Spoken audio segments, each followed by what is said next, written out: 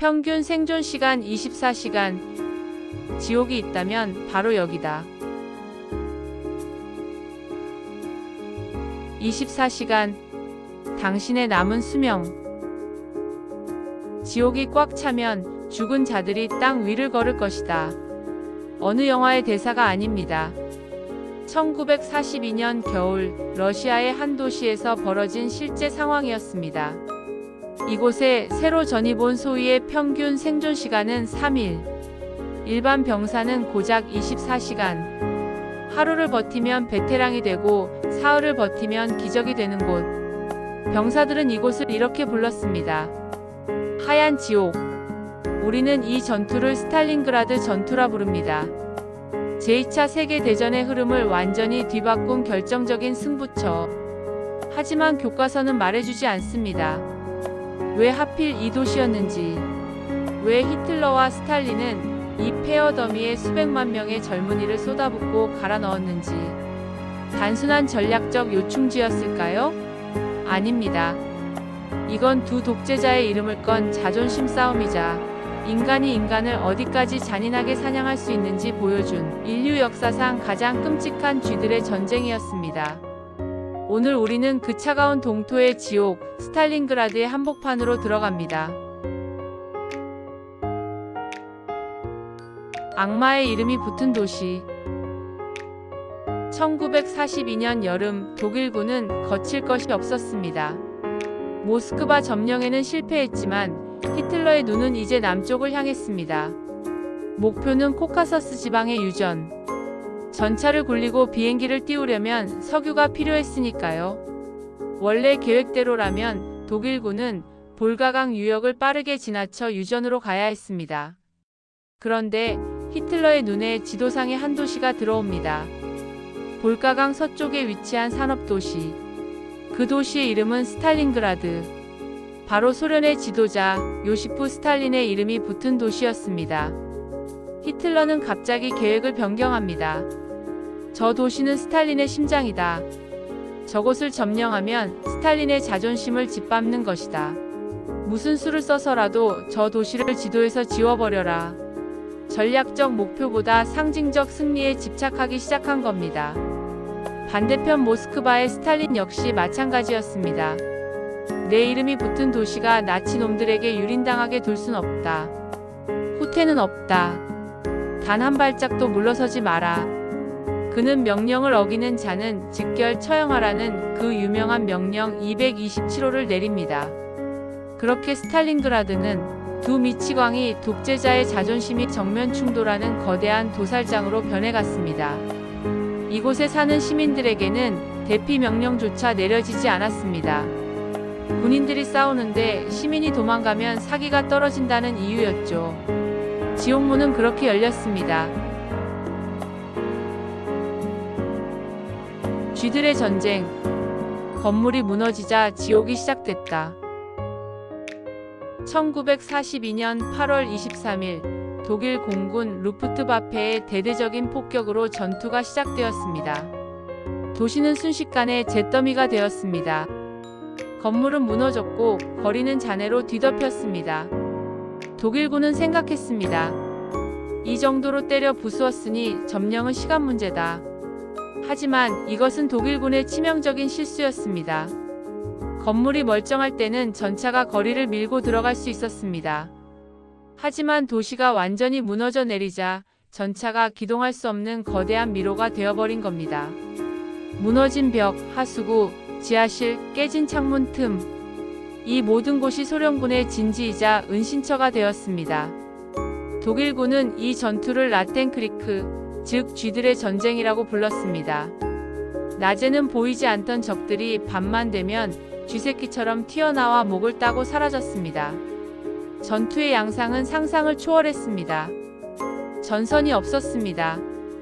한 건물의 1층은 독일군이, 2층은 소련군이, 3층은 다시 독일군이 점령하는 샌드위치 전쟁이 벌어졌습니다. 부엌을 뺏기 위해 수류탄을 던지고 안방을 차지하기 위해 야전삽으로 서로의 머리를 찍었습니다.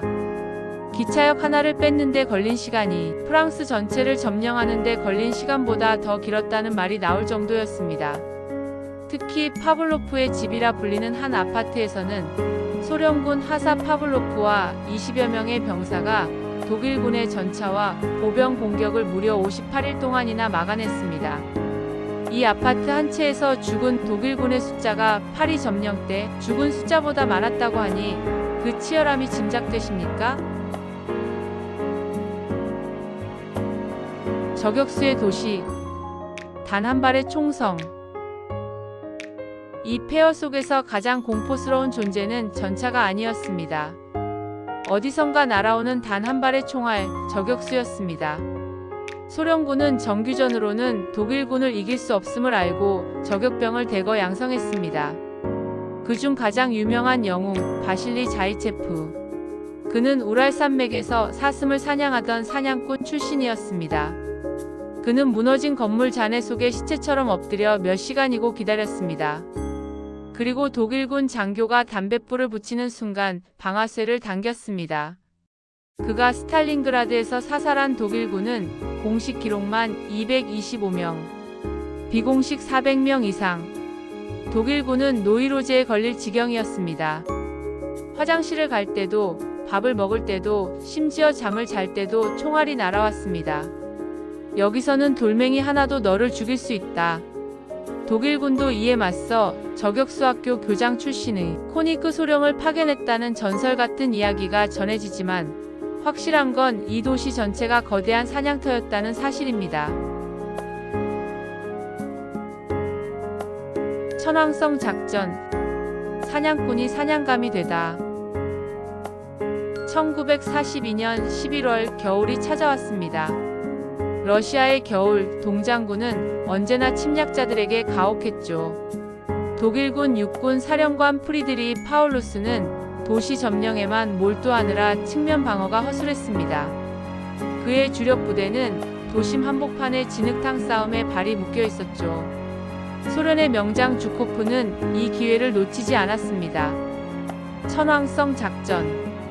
독일군의 가장 약한 고리인 루마니아군과 헝가리군이 지키던 측면을 뚫고 거대한 포위망을 완성하여 독일군 육군 전체를 스탈린그라드 안에 가둬버리는 대반격 작전이었습니다. 11월 19일 소련군의 대포 3,500문이 불을 뿜었습니다. 나흘 만에 포위망은 닫혔습니다.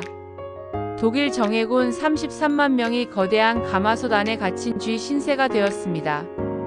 파울루스는 히틀러에게 급전을 보냈습니다. 총통 각하, 포위되었습니다. 지금이라도 탈출해야 합니다. 후퇴를 허가해 주십시오. 하지만 히틀러의 대답은 광기 그 자체였습니다. 후퇴는 없다. 그곳을 요새로 만들어라. 공군으로 보급품을 내려줄 테니 봄이 올 때까지 버텨라.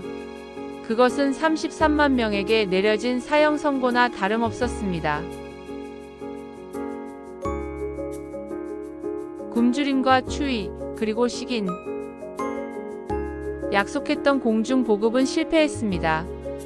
괴링 독일 공군 총사령관은 하루 500톤의 물자를 공수하겠다고 호언장담했지만 실제로는 하루 100톤도 들어오지 않았습니다.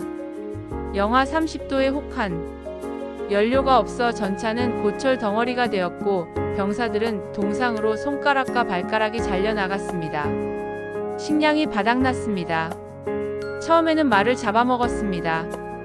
그 다음엔 쥐와 고양이를 잡아먹었습니다. 나중에는 가죽 벨트와 군화끈을 삶아 먹었고 기록에 따르면 인육을 먹는 사례까지 발생했다고 합니다. 지옥에도 크리스마스는 왔습니다. 병사들은 빵 껍질 하나를 선물로 주고받으며 고향에 있는 가족을 그리워했습니다. 그들이 그린 요새의 성모 그림 뒤에는 이런 글귀가 적혀 있었습니다. 빛, 생명, 사랑. 1942년 크리스마스, 포위망 속에서. 그것은 그들의 마지막 유언이었습니다. 원수 진급의 비밀. 자살하라. 1943년 1월 상황은 절망적이었습니다. 소련군은 포위망을 점점 좁혀왔고 파울루스의 사령부 코앞까지 들이닥쳤습니다. 1월 30일 히틀러는 파울루스에게 마지막 전문을 보냅니다. 그대를 육군 원수로 진급시킨다. 이 전쟁통에 웬 승진잔치냐고요? 여기엔 무서운 암시가 숨어 있었습니다. 독일 전쟁 역사상 적에게 살아서 포로가 된 원수는 단 한 명도 없었습니다. 즉, 히틀러의 메시지는 이것이었습니다. 원수답게 명예롭게 자결하라. 항복하지 말고 죽어라. 파울루스는 독실한 가톨릭 신자였고 자살을 죄악으로 여겼습니다. 그리고 무엇보다 따뜻한 벙커에 앉아 자신에게 자살을 강요하는 히틀러에게 환멸을 느꼈습니다. 나는 그 보헤미안 상병 히틀러를 위해 죽지 않겠다. 다음 날인 1월 31일 아침, 파울루스는 소련군이 벙커 문을 박차고 들어오자 조용히 일어났습니다. 그리고 역사상 최초로 살아서 항복한 독일군 원수가 되었습니다. 그의 항복과 함께 6개월간 이어진 지옥의 전투는 막을 내렸습니다. 폐허 위에 남겨진 것들. 전투는 끝났습니다. 결과는 참혹했습니다. 포위된 독일군 33만 명 중 살아서 포로가 된 사람은 9만 1000명뿐이었습니다. 나머지는 모두 굶어 죽거나 얼어 죽거나 맞아 죽었습니다.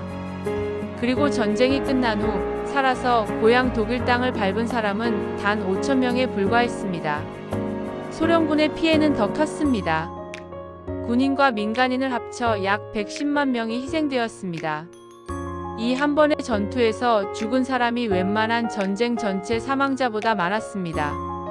스탈린그라드 전투는 제2차 세계대전의 변곡점이었습니다.